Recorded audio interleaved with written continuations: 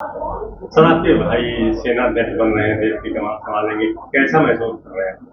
निश्चित रूप से ये हमारे परिवार के लिए और रीवा के लिए बहुत गौरव की क्षण है। हम लोग बेसिकली रीवा ग्राम मुड़िला गढ़ के पास वहाँ के रहने वाले हैं। मेरे छोटे भाई की प्रारंभिक शिक्षा दीक्षा 5वीं तक अंबिकापुर में हुई, फिर सैनिक स्कूल रीवा में पढ़ा। मैं सबसे बड़ा भाई हूँ। मैं यहाँ अधिष्ठाता के पद पर था और 2019 में रिटायर हुआ। मेरा छोटा भाई चीफ इंजीनियर भोपाल में था। ये सबसे छोटा भाई है, मुझसे 10 वर्ष छोटा था। मेरे पिताजी की इच्छा थी कि ये मिलिट्री ऑफिसर बने। उन्होंने इसको सैनिक स्कूल में एडमिशन दिलाया और मेरे संरक्षण में ही ये रीवा सैनिक स्कूल में पढ़ा।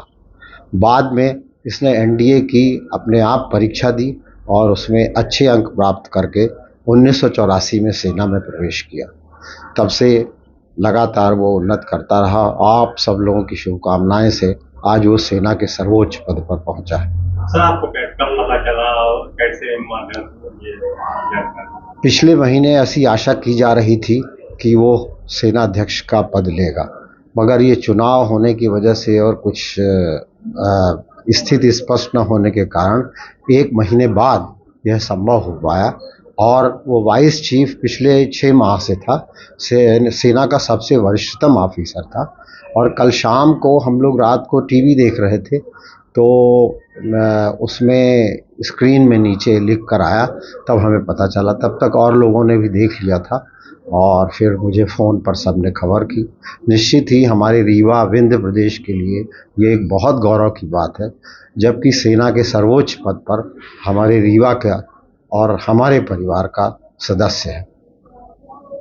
सर, 140 करोड़ जनता की सुरक्षा का भार एक रीवा के लाल के कंधे पर है, तो ऐसे में कैसा गौरव महसूस कर रहे हैं आप? क्या मेरा छोटा भाई उपेंद्र द्विवेदी एक सेना का अनुशासित सिपाही है।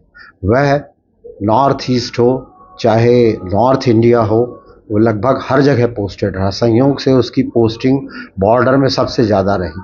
लद्दाख, लेह, जहां आज लोग पहुंचना बड़ा मुश्किल समझते हैं, जम्मू और कश्मीर, और चाहे वह अरुणाचल प्रदेश हो, मेघालय हो, लगभग वह हर जगह वहाँ के सर्वोच्च पदों में रह चुका है।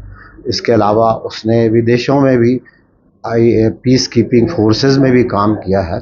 उसे सर्वोच्च नेतृत्व का काफ़ी अनुभव है और मुझे विश्वास है कि सेना में वो नए आयाम स्थापित करेगा।